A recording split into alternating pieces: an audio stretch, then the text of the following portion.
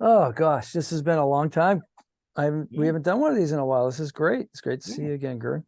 yeah. Glad to be here. Yeah, well, Disney did it again. They came out with a new series, so we got to talk about it. Ahsoka. Yeah. Ahsoka, let's talk about it. So far, we're talking about this, and this is going to come out obviously after episode 4 comes out. We're talking about this at the end of episode 3, and so we're giving our first impressions basically on this new series. And there's an interesting twist. So I have seen Rebels. I have seen Clone Wars. I'm not like I didn't memorize it. I needed to go back and do a refresher on a couple episodes in anticipation of Ahsoka, but Gary's never seen any of the animated stuff to any great degree, so he doesn't have any of the backstory. So it's going to be interesting to compare and contrast our impressions, since you don't know the backstory that well, right? Not really. And Yeah. I heard a radio review of it before I saw the first episode, and the reviewer kind of said that they have to spend a lot of time talking to fill in viewers who are unfamiliar with the animated series, what motivates these characters. So, normally you don't want to have to do that because it slows the pace down to bring everybody else up to speed. But it's kind of unavoidable because they had to make the series for people like me who've never seen the other ones. So, Well, let's talk about that. So the pace. Well, first of all, let's say Dave Filoni wrote this. He directed the first episode. Dave also did the animated series that we just mentioned. So if I, okay, so I'm going to go ahead and be a fan here. There's a lot of stuff I like about this, okay, Ahsoka, but I have to say, as from a writer's point of view, if I had written something and I was writing something based on it, knowing that at least half my audience didn't know the lore, I think I would have somebody else like help me to do that, right? So it's like, okay, how much do we need to introduce to the characters in order to, or can these characters stand alone, right? So I'm kind of surprised that he actually did that, but I get it. Like he's kind of like the driving force. He's kind of like the torchbearer for Star Wars right now, right? I mean, he's kind of the guy. He's like the right hand of George Lucas. He probably knows the lore just as well, if not better than George. I mean, no offense to George, but like, it's in his 70s or whatever. And, we don't remember stuff as well as we used to. So, but he's like right there on it. But so, I might have chosen something different there, but the pace, you were talking about them having to like kind of do this talking about, in order to catch people up. There's a lot of spaces where there is no talking. Have you noticed that? no, it didn't really stick out to me. So the second episode, when Sabine Wren is training with the bow, the Japanese like wooden sword, and she's got the face shield down, and there's that nice homage to I can't see, how am I supposed to fight, right? Which is Luke, it's Luke Skywalker, right? In the original. Yeah, I He felt like it was a. So you can interpret it as an homage. I almost felt like it was just a direct repeat. Yeah, me too. Like Well, I was a little disappointed on yeah, that. it was a little heavy. That line was a bit heavy-handed, I thought, and the whole thing with the blast shield down or the Yeah, eyes covered. That's yeah. that's a trope. I mean, that's done in all kinds of Japanese and Is martial it? arts movies and things. Actually, I took martial arts in high school, and one of the exercises we did was we would the students would all kneel facing the wall with their eyes closed, and then the instructor, the sensei, would come over and he would pick somebody, would tap somebody on the shoulder. They would get up, walk to the other side of the room, and then they would stealthily approach someone who had their face to the wall, supposedly with their eyes closed. And then you were supposed to anticipate their approach, jump up, and like be in a fighting stance. And it was amazing how some people got surprisingly good at that. And I remember having a little bit of success at it as well. Of course, there were complete failures where like the wrong person or two or three people jumped up and the person hadn't even moved yet. And Sure. so, but it was neat, so that kind of stuff's fine. But for them to take 2.5 minutes at the beginning of the second episode, and it was the second episode, the third episode, and do that, I was like, wow, this is a lot of wasted screen time. We kind of get the idea of a training montage or there's going to be training here. You don't have, why are you wasting the episode's only like 35 minutes long anyway. Like that was a really short episode. Yeah, I mean What are that's you one of the doing nice things here? about the streaming services for any series is that episode length is completely random. You know, they fluctuate tremendously. You never know how long it's going to be unless you flip up the time marker. But so I let me step back to the 3,000-foot view. Sure. General impressions Mm. without really knowing the backstory of the characters. The story, the emotional impact of the story rests on you understanding the relationships between these characters, the relationship between Ahsoka, Sabine, and who's the lost comrade? Right. Ezra Bridger. Ezra, right. So Ezra's loss, from context, you gather that this is deeply emotional. This is very traumatic. But if you didn't see it, you don't feel it. So none of that carries any weight for a viewer who's not familiar with the backstory at all. So they're constantly having to remind you that there's this very dramatic emotional loss. So that's kind of problematic from for a dramatic series. So it's got a bit of a slow start, but plenty of shows have a slow start and then pick up speed later as the plot advances. So that doesn't particularly bother me. Action sequences, they do a good job of making sure that in between all the backstory and the talking, you're going to get a good action sequence in each episode. And yeah, they're outstanding. They're stellar. The effects are so good. The choreography is great. The only action sequence that fell flat for me was, and I'm going to need help with the name here.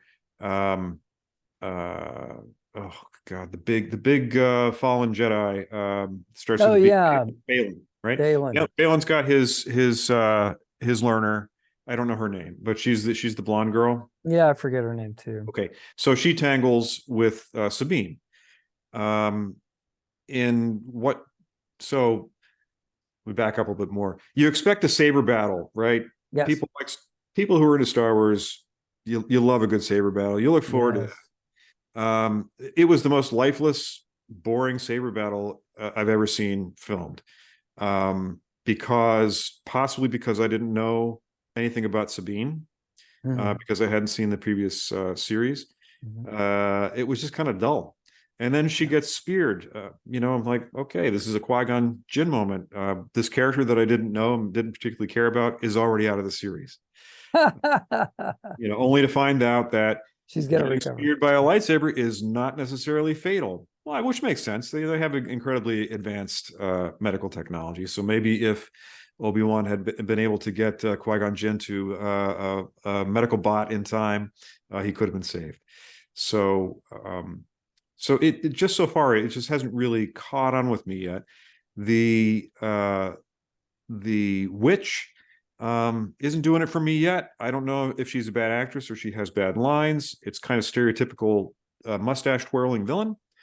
And the general, I forget the species name, the green Twi'lek. floppy bits. Yeah, what's her name? They call this species Twi'leks, but her name's Hera Syndulla. General Syndulla, yeah. Same thing. I don't know if she's not a great actress or she's given bad lines. She's really flat. I mean, she's very much like a TV character, not like a movie character at all. There's no drama, there's no good delivery. I don't know if it's bad cinematography, but something's not working there. It's a little too kiddie. I'm with you. So when you said the word stellar, that's exactly the word I was going to use, pun intended. Those ship-to-ship battles, first rate. I was rewatching them this afternoon, and man, they're clean. The one, well, we even said off camera, or we texted each other.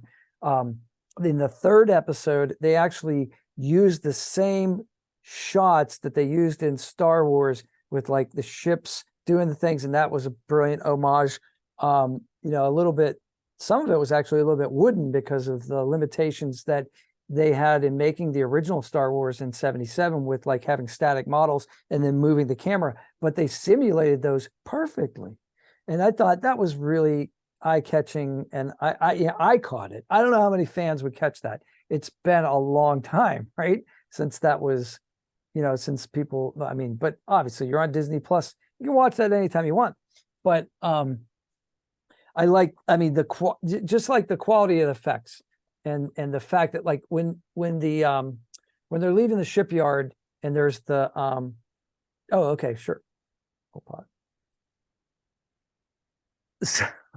So there's a scene where Hera Syndulla is pursuing a ship that's towing a big like engine basically through the atmosphere, right? They're above the port, and you're looking down, and I'm convinced like that's drone footage, or like you remember when we used to jump out of airplanes, like that's what it looks like from 3,000 feet or whatever they are, and so like the effects are stunning. They're mind-blowing. Like they're really, really good. The acting so far has not held up to the level of the effects. And I get it's a TV show, but I mean, that's kind of the problem, is that it's not great. It's not, it's movie quality effects, not movie quality, writing, drama, the rest. So let's talk about the main character. Yeah. So again, without knowing Ahsoka's backstory, right, I like the character. Yes. Even though she hasn't had much of an opportunity to develop yet. Even after 3 episodes, I don't feel the character has advanced very much. We know that she's got something that a Jedi should have, which is extreme confidence, right? This is what you expected to see from Knights of the Old Republic. Yeah. When you had never seen such a thing in the original trilogy, but you imagined, because you were a fan, what would have been like in the Age of the Jedi. So she kind of embodies what I always imagined that they would be like, which is, I'm extremely accomplished, I'm confident in my abilities, and when I'm in physical danger, I don't have a lot to worry about. She comes up against various robot agents, and you have to have them fight robots all the time, because there's going to be disembowelments and limbs removed. You really can't have them fight humanoid characters, right? That's why they put all the robot troops into episode 1. Exactly. To easily dispatch an enemy with a saber. Right.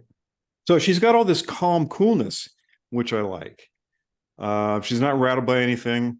So the character is solid, but she just hasn't had a lot of drama to work with yet. So far, it's been a kind of an Indiana Jones spinoff with, I have the MacGuffin object that's going to show me the map. Everybody's chasing after the object. And it's going to tell us where we have to go, which is another trope that's been used many times. I'm not complaining about that, because there's only so many things you can do in drama. It's hard to invent something that's never been done before. In fact, a literature teacher would tell you it's impossible, right? No, I agree. The MacGuffin, the Rubik's Cube, I call it, the Rubik's Sphere. But it's the beginning, the first episode, we see her and she's Indiana Jones. She's like right. Smiling at the traps, and she knows what's going to happen next, and almost nothing surprises her except the self-destruct robots, which I have an issue with. Okay, if you're going to build a self-destruct robot, why do they have to be immobile in order to self-destruct? And you know what I mean? Like, if you're going to, like, why wouldn't they be able to pursue her and self-destruct? But that's fine. I get it. She has to get away. But sure.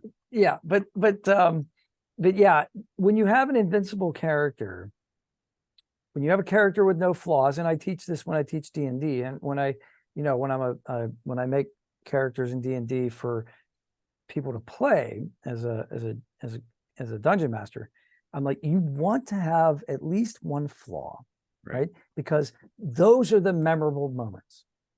Yes, Superman has to have kryptonite. When you kill the dragon, that's fun. When you almost kill the dragon and fall flat on your face, that's what you tell your buddies about later. That's the fun. That's the story. And then if you're able to recover from that, and in spite of all odds, roll a 20 or whatever you do, like, and you're able to pull it out. That's drama, right?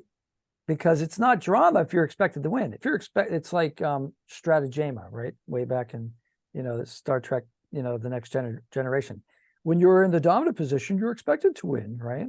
So, that's. Well, I don't remember that episode Oh, explicitly, okay. but I always in the comics realm, it's why I always thought Superman was an incredibly boring character. Yeah. He's essentially a god. Yeah. He's indestructible. He can't be defeated. He does have the one weakness. But aside from that, yeah. Yeah, it's not Spider-Man. Spider-Man has weaknesses, right?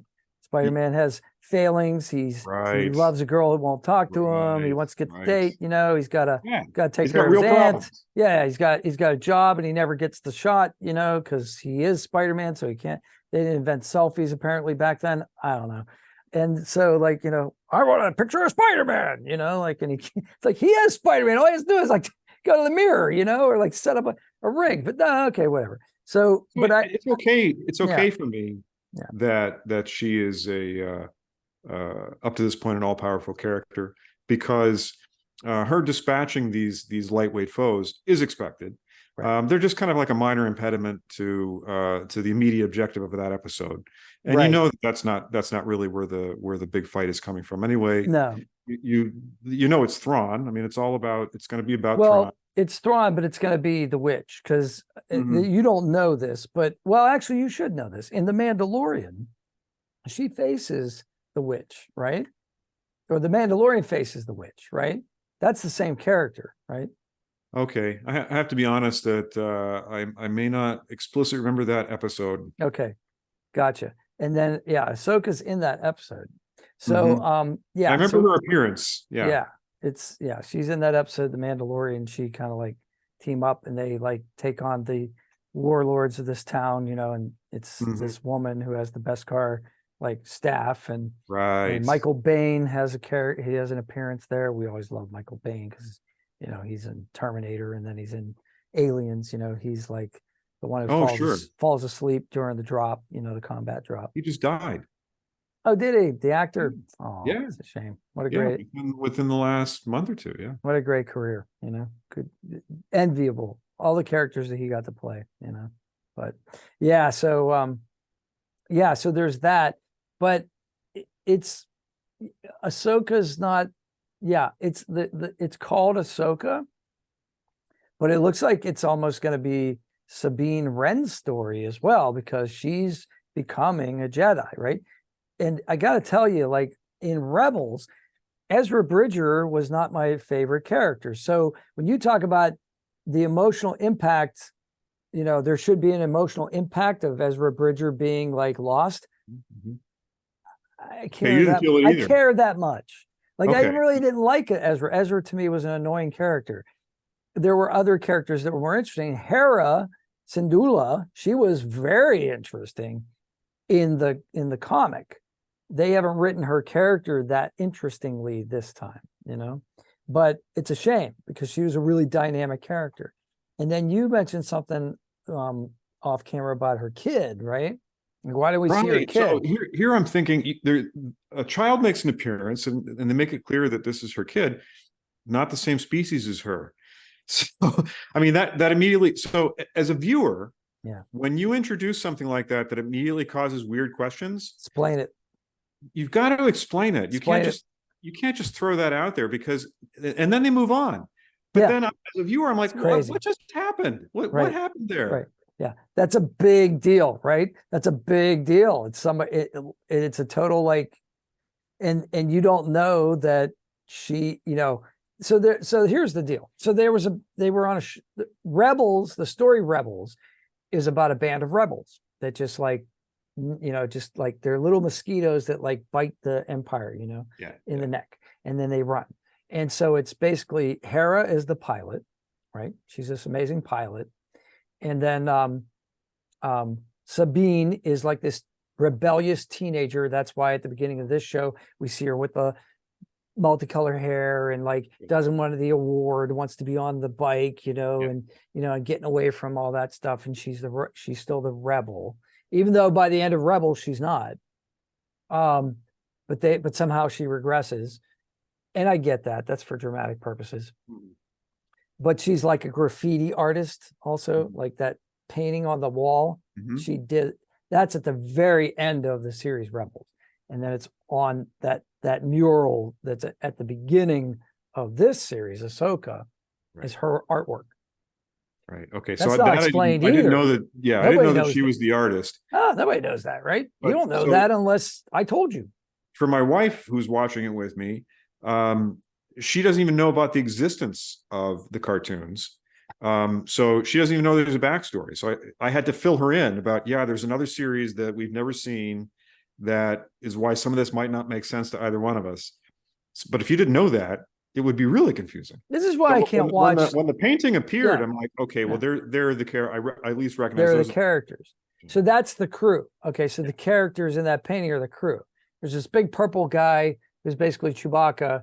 He's another species, and he's like the lovable, like barbarian giant. He's not real smart. He's kind of an oaf, but like, but he's strong and he gets things done. He's very loyal, you know. So he's that kind of guy. Zeb, and actually he has kind of a cameo in I don't know if it's him, but somebody of his species in The Mandalorian, a very brief shot in a rebel, like the rebel pilots are all in a bar or something, basically. But anyway, there's this character that you haven't met named Kanan Jarrus. He's a Jedi secretly, and then he gets outed, and then he finds out that, and Hera have the kid. Oh, okay, Right? okay, okay. He's like the commander of the cell. There's a bi-species child. He's the cell commander. That's why the kid looks human, right? Because Kanan Jarrus is human. At least that's the assumption I'm making. And then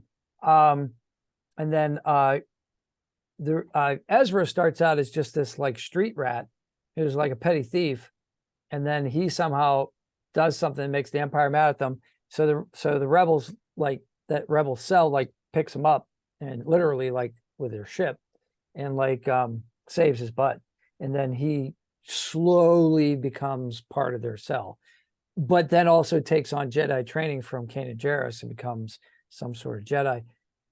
It's an interesting story, but like I said, the more interesting characters are Sabine and the big purple dude, Zeb, and Syndulla, actually. Although when Kanan Jarrus, when he passes away, it's kind of there's a moment there, like, you know, it's a big moment. It's a big sacrifice. He does the ultimate thing, and that's what Ezra alludes to, right? Okay, let's pause. All right, I was explaining why Ezra Bridger's hologram says to Sabine, sometimes the Jedi has to make the ultimate sacrifice because Kanan Jarrus makes the ultimate sacrifice. That line has no emotional impact or meaning if you haven't seen the series. This is why I don't watch Marvel, because I want to watch it from beginning to end so that I get the experience. But now there's so much of it, I'm never going to get caught up. Like, it would take a year for me to watch all the Marvel stuff to get caught up. And it's a shame because I did watch Loki out of order and it was hilarious.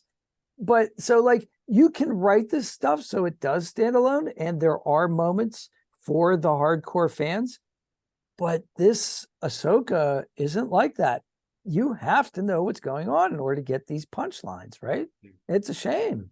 I didn't realize it until, I'm glad we're having this conversation, because it makes me as a writer realize, like, if, you know, remember to explain yourself sometimes, you know?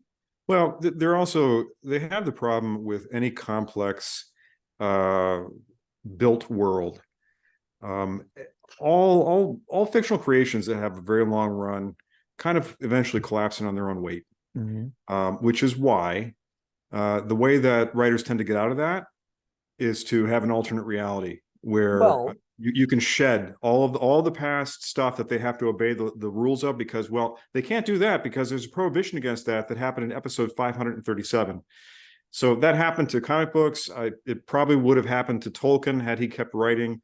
And it's happened to Trek because there's been 8,000 episodes of that. So Star Wars is in the same kind of territory where there's so much lore and so many details that have to pay attention to from other formats of the series that it becomes binding for the writers. It kind of boxes them in. Well, that's funny you mentioned that, because as soon as I saw the Stargate and then you see the map go to another galaxy, I thought, oh, this is okay. Here's what he's going to do. He's chickening out. He's not going to write in this galaxy. He's going to write a plot that happens in another galaxy, because that is exactly what happens. You remove all those obstacles. Now you have a entirely different galaxy. You could have different physics if you want. You have different societies, different races, different circumstances. So now Dave Filoni can do it all fresh. And I was going to critique that and say, why don't you set it here? You're the guy that knows this galaxy, the Star Wars galaxy, better than anybody else on the planet, any single individual. But if we're going to that galaxy, indeed, we are going to go to that galaxy. We're taking our time getting there, right? Because it's already episode 3, and we haven't even got like the ship built. They're still building the ship, which, by the way, is pretty cool looking. That ring and that shot. So it looks like it looks like a giant version of the ship that was featured in the film series episode 2, where Kenobi takes this ring, but it's 2 ships in one. He's got the little arrow-shaped vehicle that snaps into the ring, and apparently the ring is used for long distances, and he gets it. So that none of that is explained as to why is this a 2-part ship. You have no idea, other than it looks cool.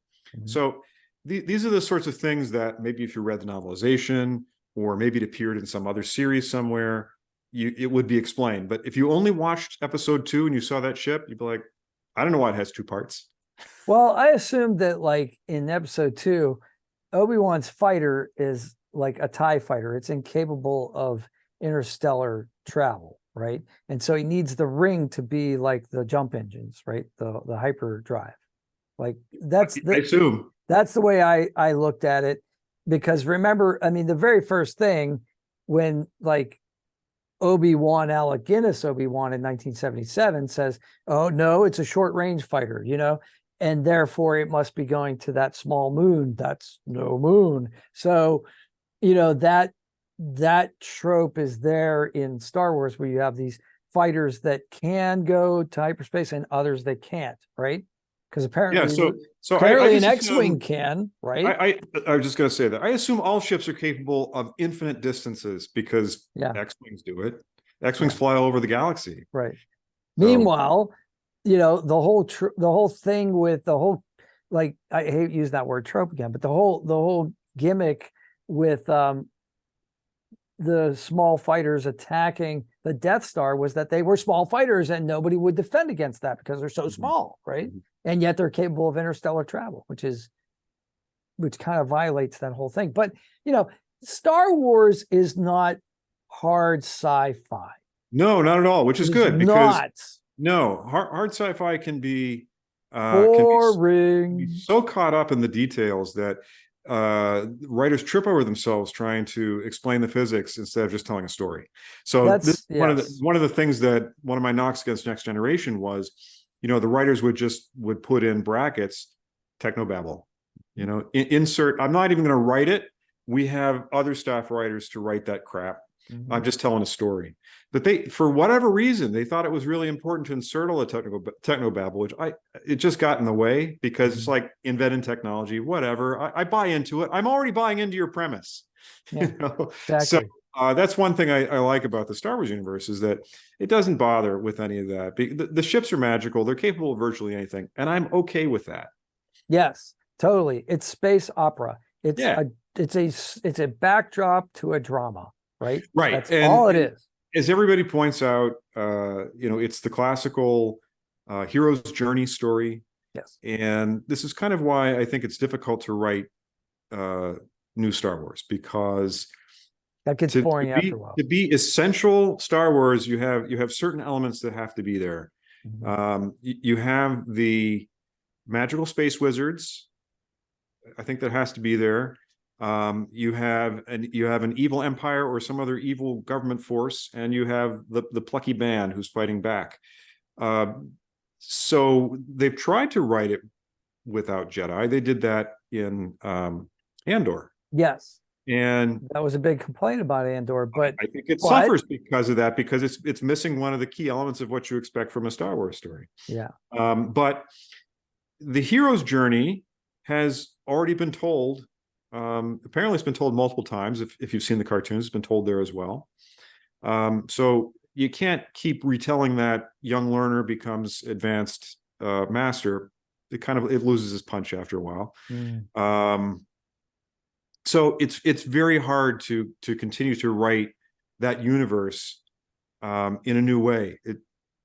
I don't even know if you can. So here's what I'm saying, that I love these films when I was 12, 14 years old. Fantastic. It's the best time to see it. Apparently kids who were kids when the prequels came out loved them in a way that older people who saw the original trilogy didn't. And that if kids love it, awesome. I hope they enjoy it as much as I did when I was their age. So caveat to anybody who might be watching this. In my 50s, I don't expect Shakespearean level drama or Le Carré Intrigue. tying up of every edge. It's not what it's about. No. So, but since we are here criticizing, we're in the critics realm. Ordinarily, would I go into this level of depth with critique? Nah, wouldn't bother. I've been watching it, I'm enjoying it, but if I'm asked to cite my quibbles and complaints with it, these are they. Yeah. Yeah. And let me say some of the things I do like we were talking about, the effects. So when we were talking, I was talking about that ring. There's a shot in there that's like the engine being installed, the last engine being lined up to be installed. And I'm looking at that and I'm going, I don't know who designed this computer graphics angle shot, but to me, it looks like an Apollo footage, right? It looks like a separation of the stage 2 and stage 3 camera, like that famous shot. There's a lot of that, like somebody is really taking the time and care to make this stuff look plausible, you know? Oh, I think the people who work on effects, it's the reason that they get into that business. I think that most people who become effects workers or even effects supervisors are people who came at it as hobbyists, because the tools that are out there now for 3D rendering, visual world building, anybody could do it.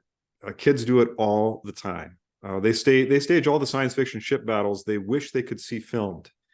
So as hobbyists, they commit to it, they produce a body of work, they have a portfolio, and they try to get it under the nose of the right person in Hollywood or whoever's making the movie.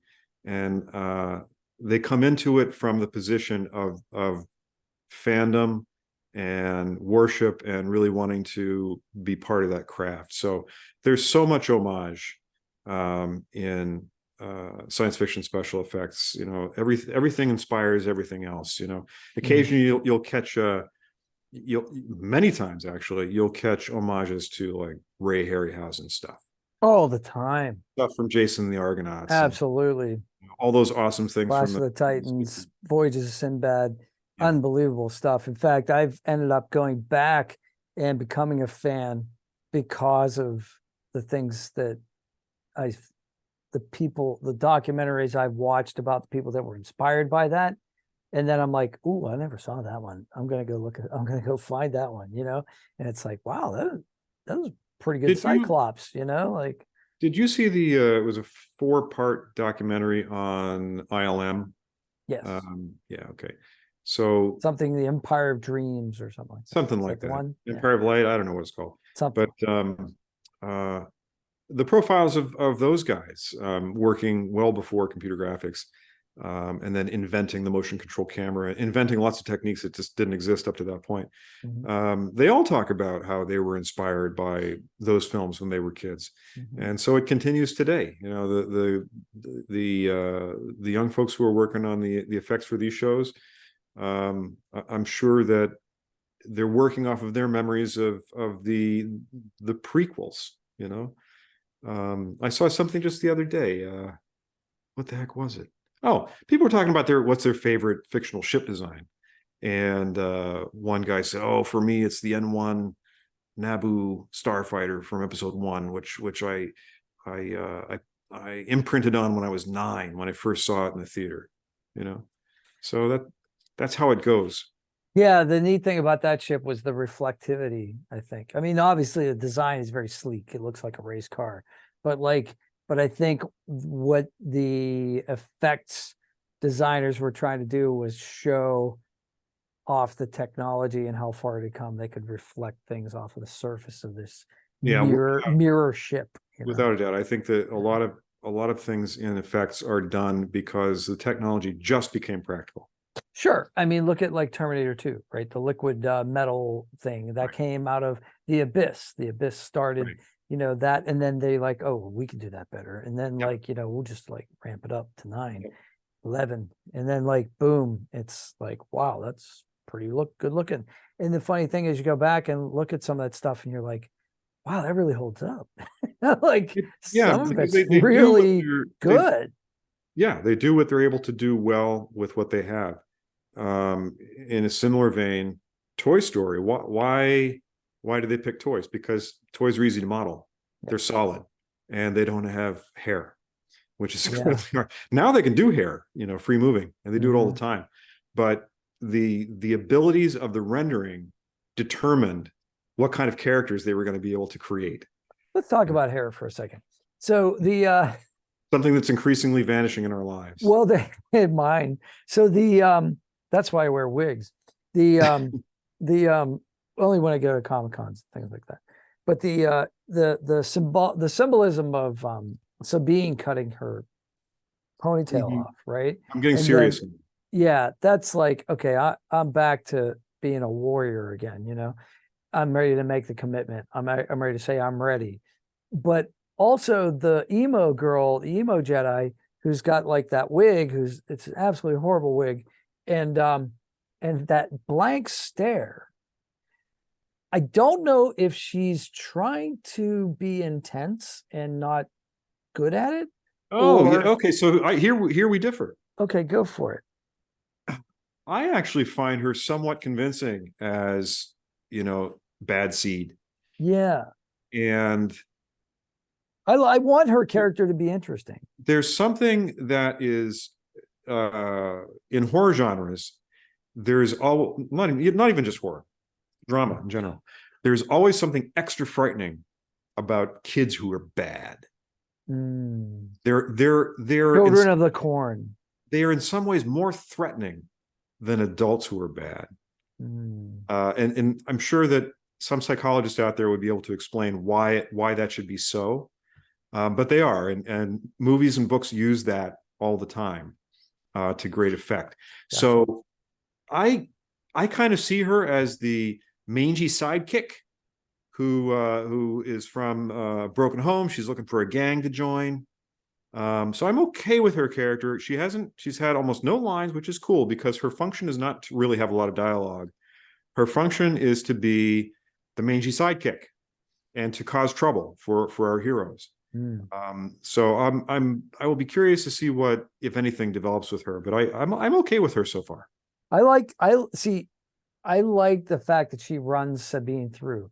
I like the fact that there's a consequence to Sabine not studying, right? Yeah. So like that, and then that gives Sabine motivation. What bigger consequence could there be than being speared? Almost die. Now you have a reason to become to actually train really hard and become a better fighter, because the next time that's not going to happen. The next time it's like when I get trounced at chess by my friend Ron, I say, yes, I lost to the Queen's Gambit accepted. I'm not going to accept the Queen's Gambit next time. I'm going to decline it. And I'm going to study about how Alekhine did it and about how Kasparov did it. And I'm not going to lose that way again. Like I'm going to be ready for that. So I love it. And I like the fact that, I actually like that scene. I know you didn't like the choreography, but there was something about the choreography I did like. Obviously it's too, like, they're not at the top of their game. They're Padawans. Yeah. But when we see the first scene when the robed figures come on the first ship and the cocky Republic captain is like, I don't buy it. I don't think you're Jedi, and then he gets chopped. So like, you know, I love that too. But the there's the way Balin handles his saber is very like perpendicular, right? Yes. He's got a particular style. He holds it like this to deflect blaster shots up, side, right? Like a cross. And she does the same thing. So somebody was looking at saber technique and choreographed that. You know what I mean? Like it looks to me like somebody thought it out. And so that like, became a thing in the prequel movies. Yes. That maybe it's written in books somewhere. I never read the books. It became a thing that there are different saber styles because Kenobi has this special thing that he does where he points his fingers and you know that's his particular style. He draws your back fingers again because does this kind of a thing. Oh, he does the old on guard kind of stance. Yeah. Yes, like somebody holding an epee. And apparently this style has a name in it does Star Wars lore. I don't know. I don't remember the name, but I think it's number 4. But they started to create different styles of saber combat. So I kind of expect to see that. You know, oh, this character does it that way. That character does it that way. And they've been trained in those different styles. Even the robot is able to, the Jedi training robot is able to identify a particular saber, which he should be able to do, right? He's a computer, like, you know, like they're really good at pattern recognition. So he should be able to identify it and say, there's only one student I ever had out of 4,000 students. And it was Balin so-and-so who made this hilt, you know, and this one is different, but it's similar. So I'm assuming it's Padawan. So like, you know, that was kind of cool. That they used that as a kind of identifier. Because everybody's okay. Break again. Yep. Yeah, so I like the robot. Yeah, I like the robot too. The droid. Well, Chopper is awesome. So Chopper is a really big deal in Rebels. He's also a member of the crew, and he has this. You know how R2 would have these specific whistles, and then C-3PO would interpret. Well, they're doing. I see they're doing a kind of a Scooby-Doo thing with him. Chopper Scooby-Doo. So you can almost make out. Yeah, you can imply, and there's sometimes like curse words or sort of curse words and stuff. So they did that a lot in Rebels. That was a pretty funny little gimmick. So they do that here, and I like that because Chopper's a great character. You got to have the comic relief robot. Like that's Star Wars. Yeah, the droid sidekick is part of the ensemble cast. K2SO in Rogue. K2SO was great. Even BB-8 had its moments. Its moments when he does the lighter thing, you know, with the thumbs up. That was a great moment. I laughed out loud. You know, the three I don't even know what you could tension wires to remain stable while they're going through some loops on the Falcon, that kind of thing. Oh yeah, I forgot about that. And then well, speaking of Rogue One, so there's a scene in Rogue One where they're in a hangar, and they're on Yavin, I guess. They're on the moon of Yavin, I suppose, and they're gonna go on the mission, and there's a loudspeaker that says, you know, General Syndulla, report to, you know, command deck or something, wherever they report to. It's General Syndulla, and there was all this speculation about, was that Hera Syndulla or was it her father or whatnot? I guess we're finding out now it was most likely Hera. So they're tying in the timelines with this too, which is something Dave Filoni, the writer and director, is so good at. You know, like making this universe. He's good at sewing up these holes that other people have found and making that retcon work. You know, so he's an apologist in a good way for what other people complained about, but he tries to make the timeline work as much as possible. Yeah, you know, it's tough. You get that boxed in effect like we were talking about. Well, Obi-Wan, if you follow the timeline the way the timeline is now, you know, Obi-Wan's portrayed as an old man in Star Wars, but if you follow the timeline, he's like about 53 or something. So like, yeah, but living on Tatooine is hard going. dude, there's no water. It's, you know, moisture farming, you know, it's Moisture terrible. farming, you're living in Yeah. the desert all the time. Yeah. Plus you had a crap job, cutting up whatever that meat was. Yeah, that was It terrible. ages a man. You know, Obi-Wan had so many things going for it. I liked it. I liked it, but I didn't like the way I don't know. I didn't like the way Obi-Wan's a civilized man, right? But he has to forego the comforts of civilization in order to watch over Luke. But he runs away from that in order to save Leia. And like, it's a messy plot. Like, I don't know. It had its moments though. And don't get me wrong, Vader was awesome. We saw some really kick butt Vader. Saw kick butt Vader, and the flashback scenes with Anakin I thought were great. Yes. Because I'm hoping there's some of that in this. Yeah, and that's what's been teased. So yes. if that doesn't happen, I'll be disappointed. So I'm certain it will. It almost has to, because they've shown his face. Ahsoka is Anakin's Padawan, right? Yeah, so they right. have to. Right. That's probably the adversary that she's going to have to, right? So that will be her ultimate challenge, maybe. I don't know. Just throwing it out there. I would think, yeah, that makes total sense. Yeah. So one of the problems again with the kind of godlike character that Ahsoka is up to this point is that there's really nobody who can, nobody who's a rival. Yeah. Presumably Balin, but again, not seeing Rebels. I don't know what Balin's story is. What is he? He's a fallen Jedi. Wait a minute. That's a good falling point. out with them. Well, I got to go back to this for 1 second. Vader's not alive, right? Because this happens. The events of this series, Ahsoka, happen after Return of the Jedi.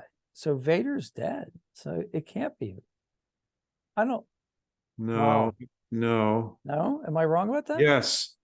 You're right. You're right. The Empire is fallen. See, this is the problem. Yeah, right. We're watching multiple series. We've watched Mandalorian. Yeah. We've watched Andor. Now, so they take place at different points in the timeline. It is very easy for the casual observer to forget which portion of the timeline you're in. So yes, this is post fall of the Empire. Vader's dead, but Ahsoka is old enough to have been Vader's Padawan. So there could be flashbacks with Ahsoka and Vader, I guess. I'm expecting flashbacks. Yeah, because they've shown Christian Hayden's face. Yeah. So presumably there will be flashback, just as there was in Kenobi.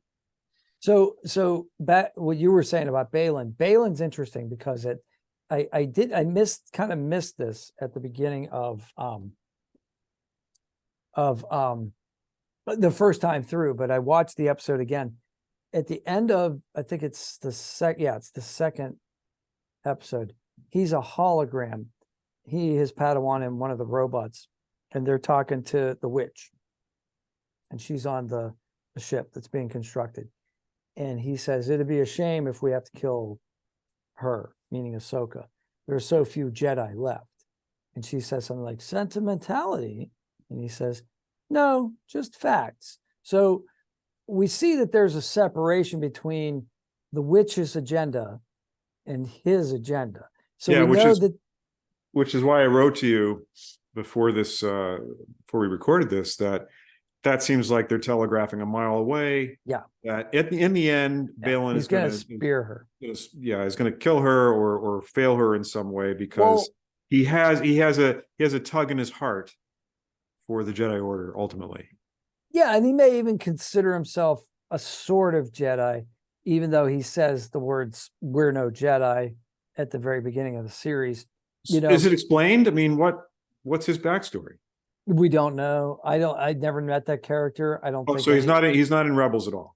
Not to my knowledge. Brand new character. Okay. Not to my knowledge. I don't think he's in any of the books. He may be in books. I don't know. Like I'm like you. I've never read any of the books. I also the way the witch says, send this one to, Corellia and take care, blah, blah, blah. And then she waits and says master, and because she takes her orders from her master. Right. But she also has that dead stare on the witch as she's walking away, because I get the impression, she doesn't necessarily like her. She's a means to an end for whatever their agenda is. Oh yeah, I totally get right? the sense that it's an uneasy alliance. Okay, good. They're using one another. Yeah, it's an alliance of convenience. Convenience, exactly. Right. Yeah. So the dead stare that you mentioned with his learner, that's kind of why I buy the flat affect, is that she seems psycho. Yeah, I know that's what they're going for. They got the little black makeup around her eyes and that sort of thing, giving that undead look, that kind of like implying that sort of like, creepy supernatural element to it. Yeah. And that's cool. I'm waiting for more, I guess. I'm excited for more for her. Yeah. Yeah, you might not get it though. She might just be she might be like a flunky in a Batman movie. I get the feeling she might be the one that avenges. She may be the one that impales the witch. The witch might get the better of Balin, and then the Padawan steps up and possibly, kind of like the Obi-Wan, Qui-Gon, Darth Maul dynamic. You know what I mean? So let's talk again about Sabine. I love that character. Again, she's at least in the live action series, dislike the character because the character seems designed to appeal to the tween teen audience. She's the plucky upstart. She doesn't like authority. Yep. The more they try to tell her what to do, the more she fights back. Blah blah blah. I've seen this character 1,000 times. That's exactly how she's portrayed in the cartoon, which is, I guess, why I like it, because it's consistent with what I've seen from her before. Yeah. Even down to her makeup, they do that kind of like almond eye thing, because the cartoon character herself has very exaggerated almond eyes. Right. So they obviously cast someone and did the makeup based on the shape of her face that had to be at least part of it. I think they did a good job. And actually, I think she's actually one of the superior actors. Like I can tell when she delivers her line that like she's done a little bit of research. She knows her character pretty well. I don't get the feeling, I don't want to second guess anybody's acting regimen, but Harrison Dula's character doesn't inspire me with the confidence that she knows her backstory that well, or that it's been written. Maybe it's the writer's fault that it's not there in the script. But it's hard for me to tell the difference. I'm going to give her the benefit of the doubt for now, because there is some clunky dialogue, and it's Star Wars is often clunky dialogue. Oh yeah. But the scene in which Hera faces off with the council. Yes, let's talk about that. So Mon Mothma. Yeah, they waste her again. So yeah, it was an awkward scene, complete with the overly aggressive senator, whatever he happens to be. Yeah. Saying, we think this is just your personal hang up because this is your personal vendetta. You want to use resources, blah, blah, blah, blah. Yeah. Exactly. I didn't dig that scene at all. I don't like it either. It's awkward, and it's kind of, and it's a shame because I want more Mon Mothma, but not what they've given us. Yeah. I want to know that character. She has that great line that like made us all interested in her. Many Bothans died, but then we never get anything. They have chances in Endor to make it interesting, and they didn't. And like, again, it's the Boba Fett situation where the less you know about a mysterious character, the better. Because you made up all this stuff in your imagination. Yes, it's like horror films. What you don't see on screen is where the true terror is. So when they make it explicit about, she's got a bad relationship with her husband and she's got a cranky teenager, and you're like, spare me all this detail. Nobody cares. Nobody cares. Nobody cares about what's where going are the on spaceships? Yeah, you are the chancellor of the New Republic. Yeah, we don't care about your personal problems. Yeah. Hold on for 2 seconds. I'm not going after. I'm going to be right back. Hold on. Okay. Hold that thought. Keep talking. Okay. No, it's true though. It's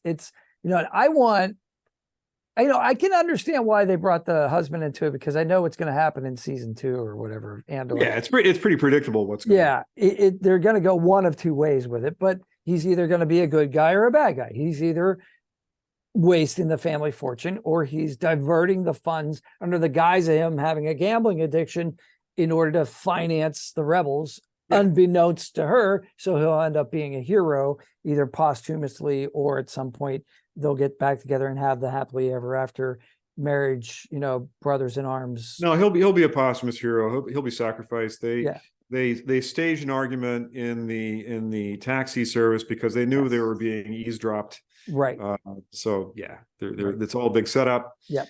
But yeah, it's better to not know things about a mysterious character. Boba Fett could have been great if they never should have killed him in episode 6. That was a mistake. That was a because mistake. he became a fan favorite, and they could have found a way to. And all for a laugh, one laugh. They could have done that laugh gag with any of the other guys on that deck. And it wasn't even a good laugh gag. It didn't work at all. They could have done it with the little. You've got all this buildup from Empire. Mhm. Here the bounty hunter steals Han. It's the huge cliffhanger of the whole episode, and to just have it be a throwaway death in the next after waiting for 3 years, to have it be a throwaway like that, bad handling of a character. Yeah, he should have got away. He should have got away somehow. For one of those, and then Ben, what his fate was, a loose end that will be resolved at some point in the future. Yeah, they could have had him pay a dear price by losing a limb or something, which is not a big deal in the Star Wars universe because fantastic. Yep. As we know. Sometimes better. Sometimes better. Yeah. So Sabine is not at my stage of life is not a character that I'm really looking forward to watching. I'm much more interested in Ahsoka herself. Yeah. And I know that there's been some criticism of the actress who plays her. What's the criticism? That she's flat. I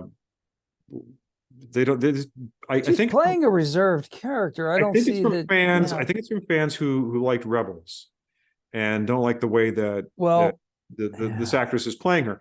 But as I said earlier when we started, she seems to me like she's playing a character exactly how I would expect an accomplished Jedi to behave, which is like, I'm not interested in your drama. I'm past all of that. Right. Emotions get in the way of my judgment. I'm operating at a higher plane of spirituality. I take things in stride. Don't get too worked up about anything. Very zen. Handle it. Stand back. I'll handle this. It's kind of like when in the third episode of this series, where they're under attack, they're dead in the water. She dons a spacesuit. How she gets her little things into the helmet is a great secret. But I love that scene where she's like, I got it. I'll handle it. She goes out on her magnetic boots. She jumps around. She lures one of the ships in, gets her little short sabers out, cuts it. It was odd. It was a great scene. I loved it. Mm-hmm.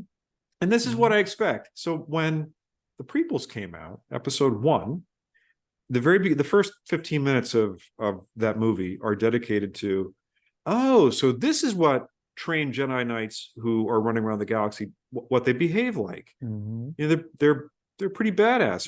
They pretty much take on a whole robot army and defeat it.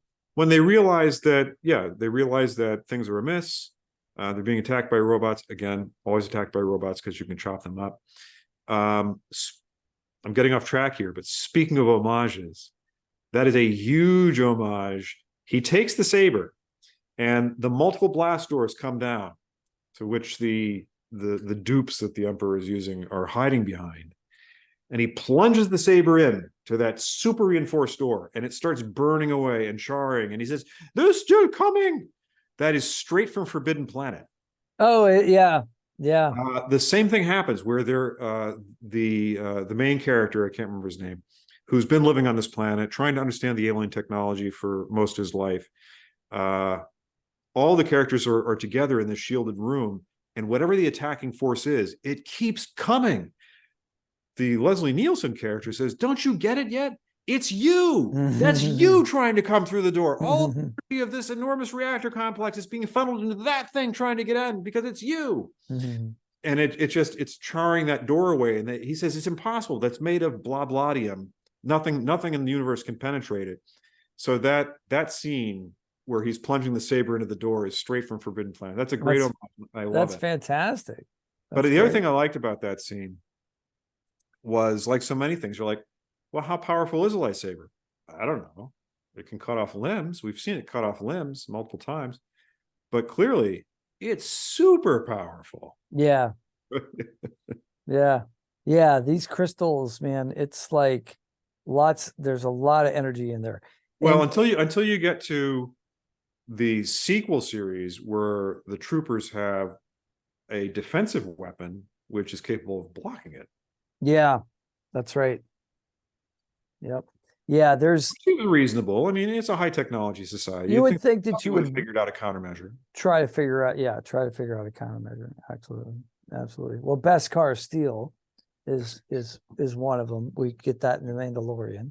So since we're talking about sabers, yeah. Ahsoka has her own combat style. Yes. Two sabers. She has short little sabers. It's probably some name for that. I don't know. So she's always doing this kind of a thing. Well, one's shorter than the other too. Oh, are they? So they're it's my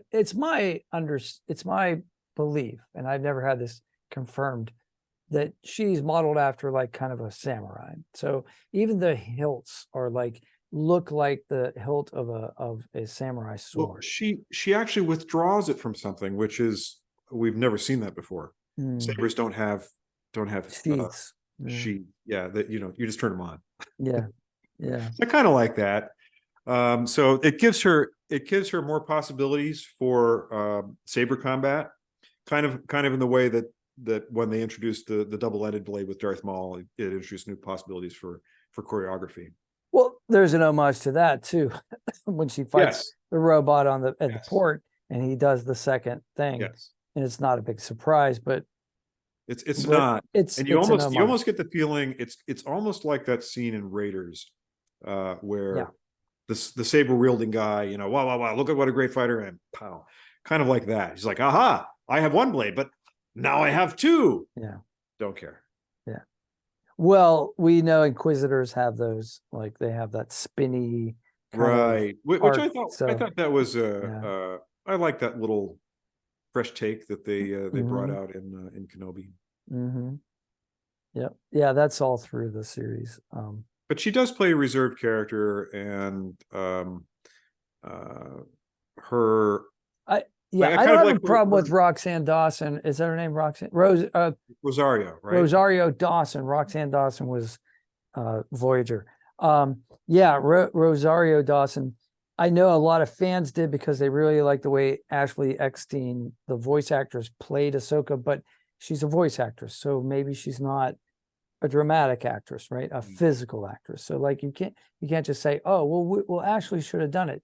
So I get that. I have a little bit of an issue with her prosthesis, and more of an issue with her contacts. I don't understand the need. Yeah, because there's a couple moments when she's like staring up at the one in particular where she's staring up the ship that's getting away right before the smoke clears, and then we see that there are two guys there that are ready to fight her on the deck. And she's watching the ship leave the port. She looks up, and it kind of looks like she's stoned. She's got one contact, like the pupils off center, and then you know what I mean? Like it just doesn't, it's so unnatural. And I got the same thing with Hera Syndulla too. I understand. Oh yeah, her contacts are a little bit nuts. They're bluer, they're about as blue as my lenses here. They're too blue, yeah. And actually a weird, like a sky blue. And yes, that's how the character is drawn in the cartoon, but it's not cartoon. Yeah, it's not lifelike. And I want to be able to see the actors' expressions through their eyes, and it hides that. And I know we talked about that actually with The Mandalorian, and we talked about that with Vader, and we talked about how acting in masks is a thing in Star Wars, right? But it's unnecessary with these actors, and I think it's important for us to see their emotional interactions, especially if Ahsoka's playing it flat, body language wise. we need to see that she does care about her ex-Padawan, now Padawan again, that she does have a previous friendship with General Syndulla.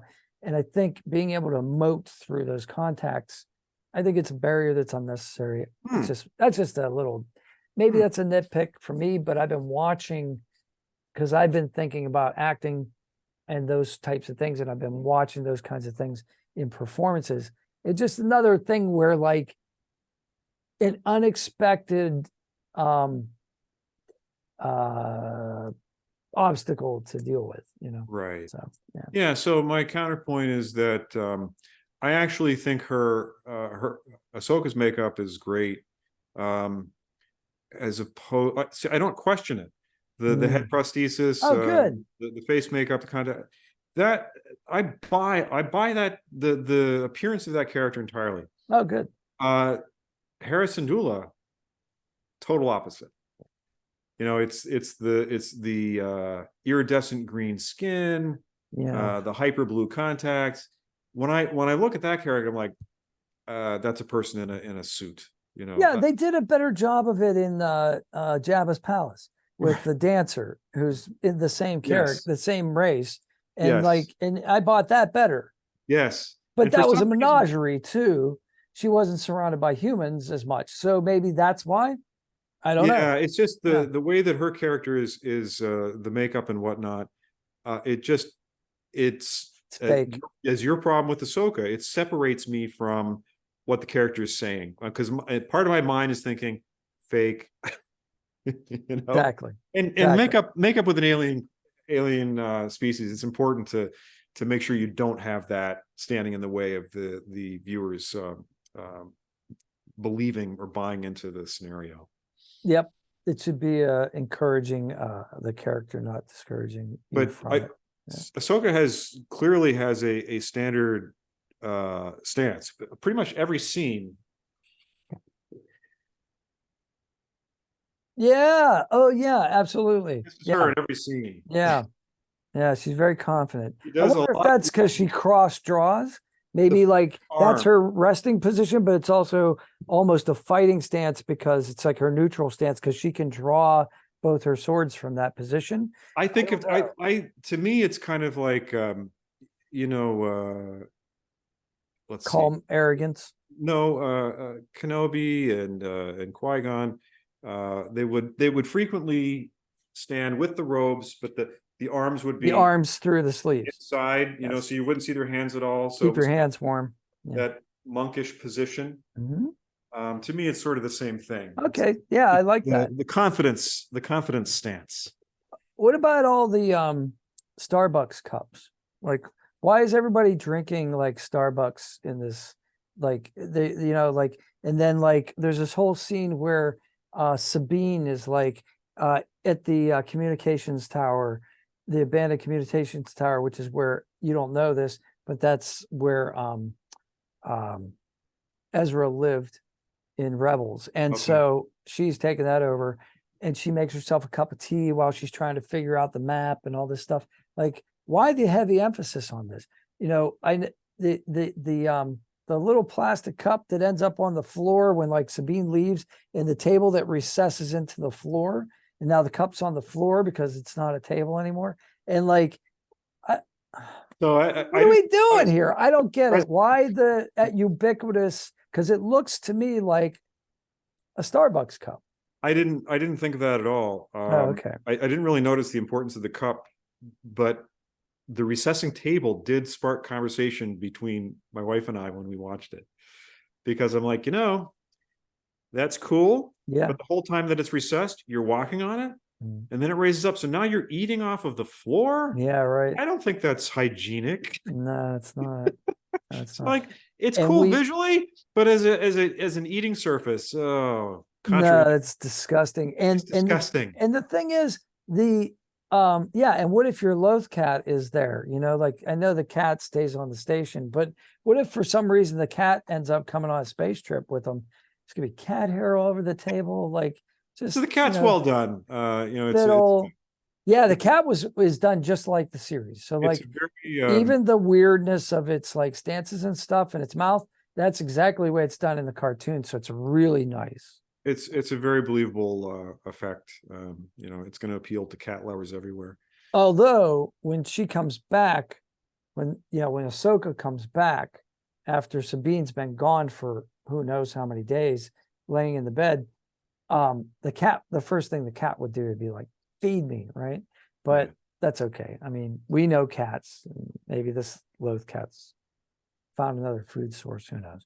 Totally. But you know what I'm saying. You know pets. I do. They don't go without a meal for very long without being like, please feed me. Yeah. Right on. Well, let's pause again for another minute. Let me give it one more try. Yeah, let's try to get the pet. What haven't we talked about? We're talking about pets and cats, and the loath cat being pretty cool, and that's kind of one of their symbols too, because they're kind of ornery and kind of like your Boston Terrier. They're kind of single-minded. They have mind of their own. They're cats, right? Some cats are like dogs, but some cats are just like do whatever they want, and kind of rebellious, and so that became a symbol of their tribe, sort of. And then the wolf becomes a symbol of Ezra later, and that's this whole other thing. So when you look at that mural of the crew, there's a loath cat in it, and and it's got chicken legs. I love the fact it's got like the three-toed thing. If you look at the details, it's got like a bird, like big bird legs, sort of, and then it has 3 toes. So it's not, it's weird. Like it's an alien enough that it's not a cat, like a human, and that makes it kind of interesting too. Like whoever originally designed the characters had fun with it, and it was. I've learned over the last few years that character design is a discrete discipline all its own. That people spend their whole careers just working on that. Wow. Yeah. Well, you're a visual artist, so you would like know more about that than me. Well, yeah, they work to give it a specific personality that matches the writer's direction, that it works from all different angles, that it can have the sorts of facial expressions that are called for by the story, on and on and on. There are many, many considerations. Yeah. And like I was watching something about anime. There's like the character that I dressed up as go to the Comic-Con, Spike Spiegel. He has like black and green hair. He wears a blue suit, and he always has this yellow collared shirt underneath it that he flips up. So the specific shade of yellow and blue being obviously complementary colors, right?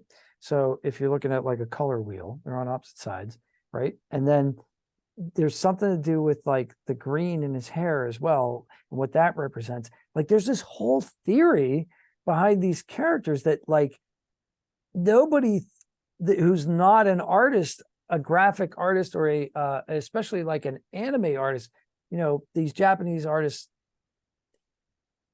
each culture has their own idea of these different color theories as well. So like it brings in elements that like they're there, but you don't even know that they're there, right? And that's what you're always shooting for, is that all these design considerations, that the character works when the audience doesn't notice any of it. Right. Kind of like we were talking before, but the makeup design of some of the characters on Ahsoka is that we differ on this, but for some characters, it accents it and makes the character more believable as an alien species, and for others, it breaks that wall where you're constantly reminded that you're watching a TV show. It's like well, I don't know if you know this about Speed Racer. So, well, I mean, obviously the Speed Racer, the blue shirt and the orange neckerchief, like, again, it's opposite sides of the color wheel. Actually, they're complementary, not yellow and blue, but you know where I'm going with that. So, but go Speed Racer, go. Do you know about that? So he's number 5, the Mach 5, right? 5 in Japanese is go. Go is number 5.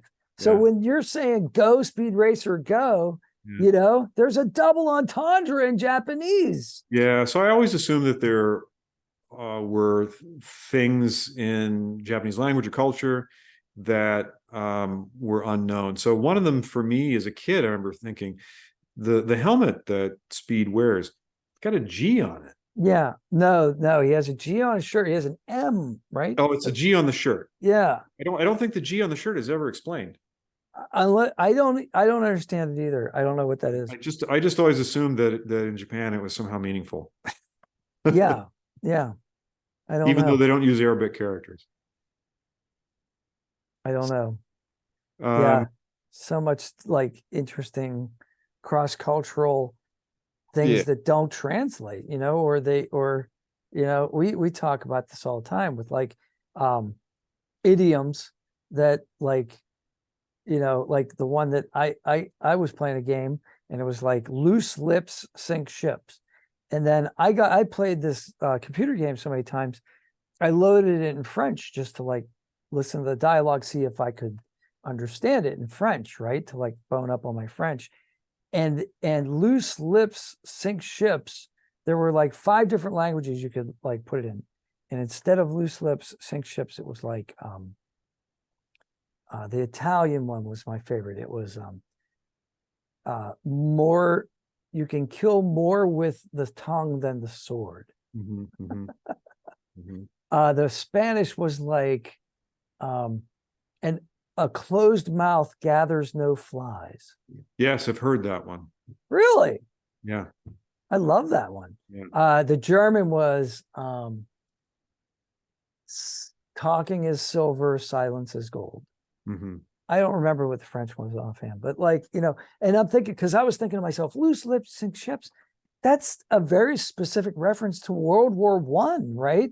To like when the U-boats, they were talking like, don't tell people when the boat's going to leave so that the Germans don't figure out when and they will intercept it and sink it, right? So like I'm like, this can't be like a universal idiom. And sure enough, it wasn't. So the translators had to come up with something that conveyed the similar meaning instead of directly translating, which wouldn't make any sense to somebody, not from that culture.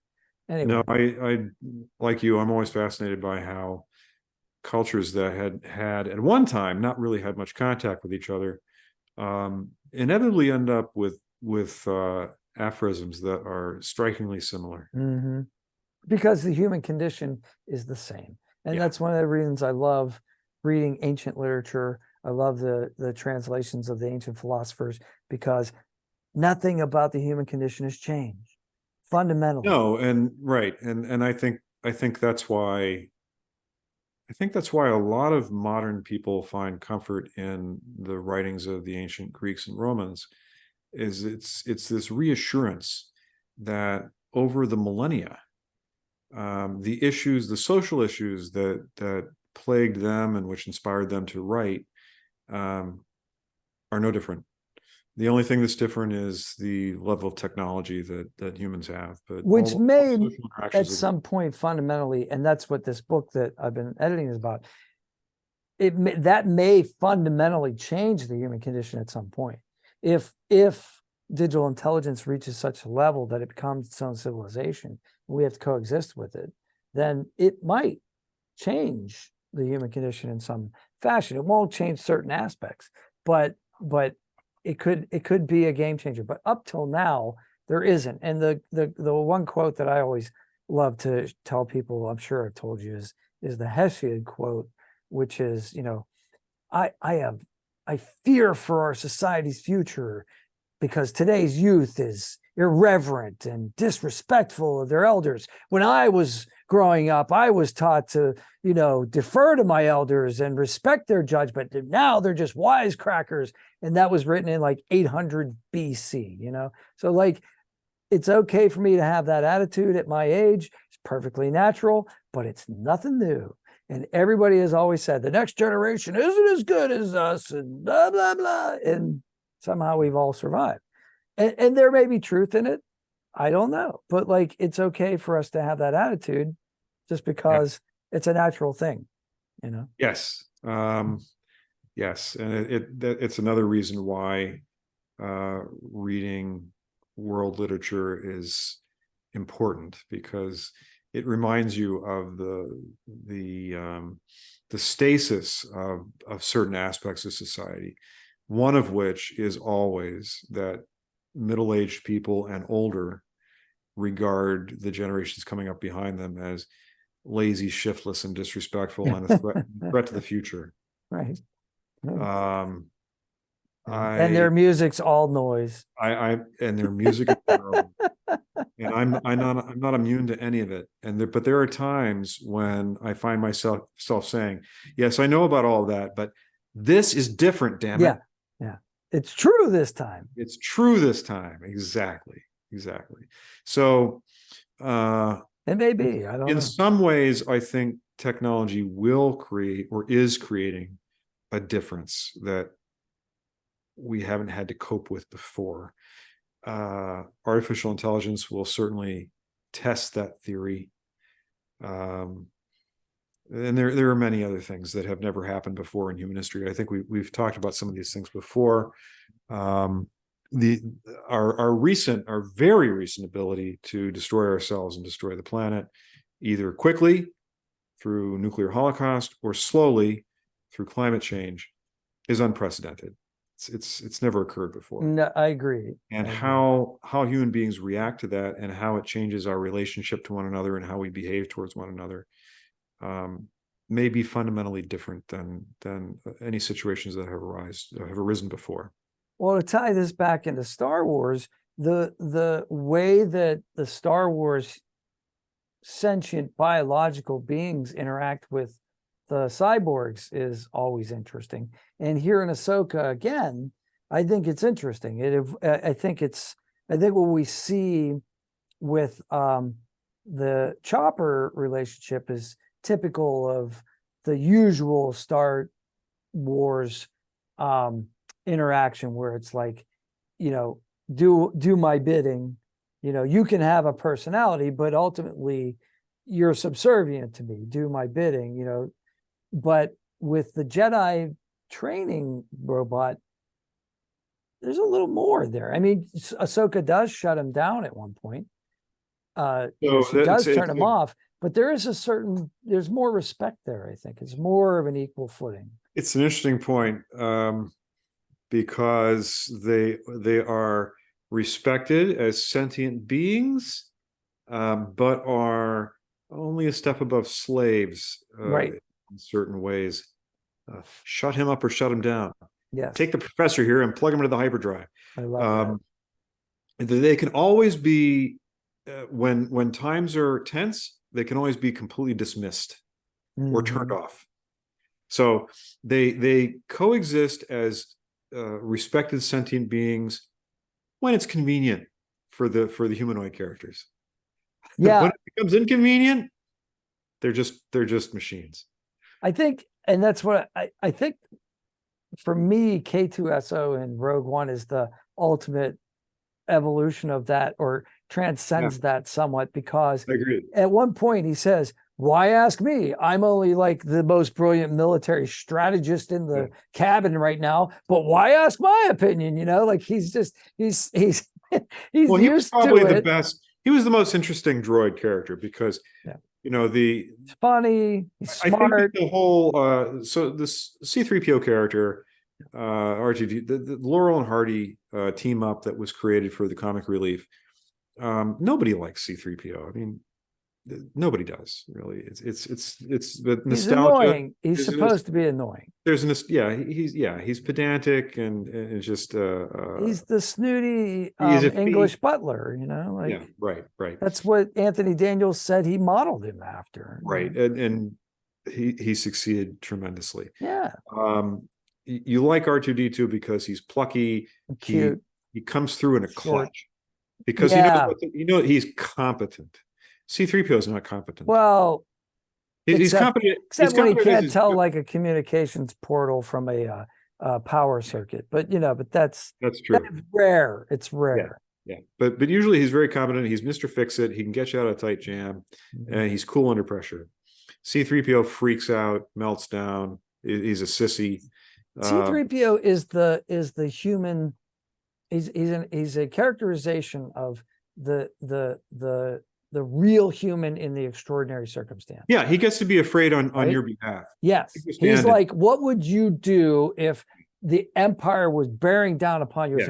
Surrender is perfectly acceptable in extreme circumstances. Blah, blah, Exactly. blah, blah. You know, like that is a human reaction. Yeah. Right? It's what I would do for sure. Yeah, of course. Any of I would us, do that. like real people, Yeah, because weren't trained for we're not battle. heroes. Yeah. We're not heroes. Yeah, well, we're not, you know, unless you're military or something. But K2SO is probably the most fully realized droid character. He had a fully developed personality, in addition to the full artificial, all available knowledge. Well, but although he was a military droid, right? That was his specialty. Yep. Yeah.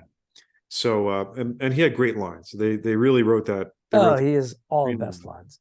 And even actions and the way he delivers his lines. So like he's holding a live grenade and he's saying, you know, and blah, blah, blah. He's continuing his debate and he makes his point and then he just lobs it over his shoulder and takes out 2 more stormtroopers. Right. Like, you know, just like, I am so above you guys. I can handle this, but you guys don't even trust me, you know, like seriously, you know, like what? I told you to wait by the ship. I just saved your butts, you know, like, yeah, that kind of thing. Anyway, that's a different.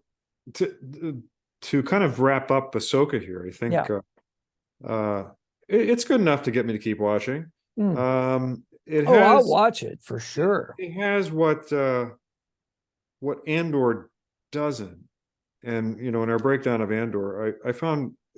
So there's a segment of the fan base that loves Andor because they're like, oh, finally we can break free of the Skywalkers. We can tell a Star Wars story. There are a lot of people that love Andor.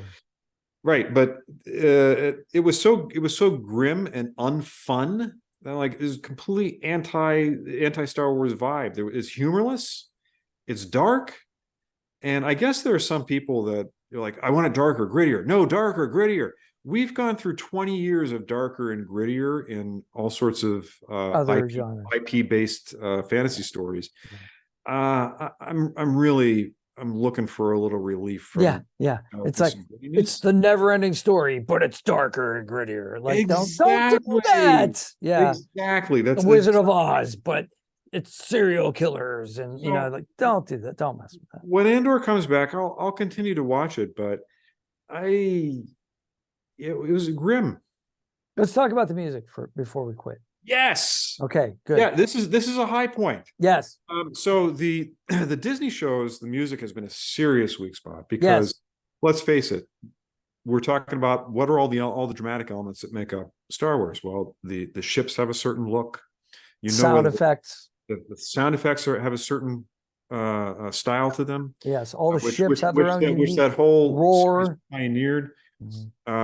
You have to have Jedi and a number of other things, but one of the top 5 elements that makes it Star Wars is John Williams' music. I mean, it's hard to have it without it. It's got that sound. It sets the emotional tone, the vibe of the whole thing. When that's missing, boy, there's a big noticeable. Sometimes you can't even put your finger on it. You're like, this just feels flat. When we watched, it's because this music sucks. When we watched Rogue One, and I don't think the music sucks in Rogue One comparatively. No, it's merely adequate. But it was noticeably missing. We missed the crawl at the beginning, and we missed that music. And you and I talked about that when it came out. We talked about it the week it came out when we both saw it. But Kevin Kiner is the guy who's the musical arranger. He also did the cartoons as well. So, and he, I suppose, was given license to do variations on the themes that John Williams made. So he does very close approximations without stealing it. You know, so he does it within the entire as close as you can get without, you know, just playing John Williams music. So I think that any composer wants to strike out on their own and create their own material. I think there are very few composers that would take the job of, okay, we want you to ape John Williams. We want you to write in his style. I don't think a lot of composers would dig that. I think this guy might. So but he might just be inspired by. But so there is No, there are a there's- number of things, and I'm sure all the John Williams fans out there have broken this down. yeah, There that's probably true. there are certain sounds that he uses again and again. One is sharp brass. Yes. That's what I notice about Ahsoka. I hear those sharp brass blasts, and I'm like, that's your action music. That's what I'm used to. Yep. Fast, staccato. Yeah, energetic, powerful, dramatic. Move the plot along. And the Mandalorian and Andor. Wow, I remember when I first watched Mandalorian. I'm like, this music is very distracting because it is like 80s network television music. It's bad with a capital B. And it's not even it's woodwinds, but it's not even the interesting woodwinds. No, it's like a recorder or some crap. I mean, it's like oboes and like it's not even like anything like there's nothing wrong with woodwinds and oboes, but it lacks power, force, drama. It doesn't make you feel anything. No, it's like it doesn't heighten the tension. Background music. It doesn't make you want to buy the soundtrack. Oh, no way. When that there is no Star Wars movie from the nine movies, not excluding Rogue One, that I don't have and don't love. They're all great. Different ones are better than others. Wait. You have like 7, 8, 9? Yeah. Oh, cool. Awesome. I don't have any of those. Cool. So, of course, the Williams shtick is the leitmotif for each character. Even the Force has it. Even the Force has its own theme. The Force theme, yes. And there is a spectacular theme that he introduces in the last movie. And on the soundtrack, it's just called "The Rise of Skywalker." It's a killer theme. Oh, okay, cool. I'll look it up. It's very dramatic. It's very emotional in the way that he does those things. The other one that is very memorable, Rey's theme, is very memorable. So whatever you felt about episode 7, 8, and 9, he still had it. He was still able to write music that thrilled you. No, I mean, when I saw them in the theaters, I was like, I had my experience. I had my Star Wars experience. Like I still, enjoyed it. I just, it's afterwards, when you like start to look at it, then you're like, I know. That's how I could have done this. They should have done that. Blah, blah, blah. I would have done this. I should put it this way. I should always say, I would have done this, I have no opinion there because I'm not a writer. I don't have any great ideas for how it could have been. Well, I do have one idea, but it's the same idea that everybody has, is when you've gotten a green light to create 3 new Star Wars films, have a story arc. Yeah, have a 3-movie story arc. Yeah, have it planned out in advance.